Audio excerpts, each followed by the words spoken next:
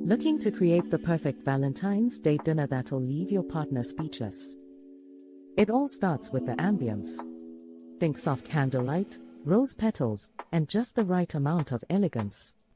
Choose a color palette that speaks to the heart: reds for passion, pinks for romance, or a classic white and gold for timeless elegance. Start with an appetizer that awakens the senses.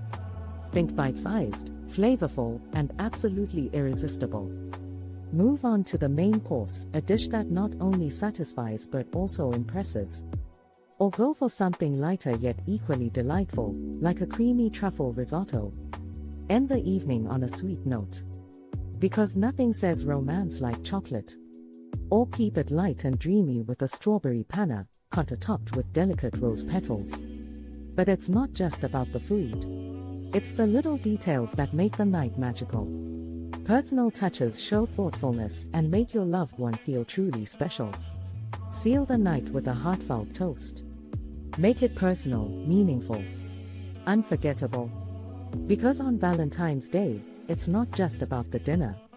It's about the memories you create together. Subscribe for more ideas that turn ordinary moments into extraordinary memories. Happy Valentine's Day!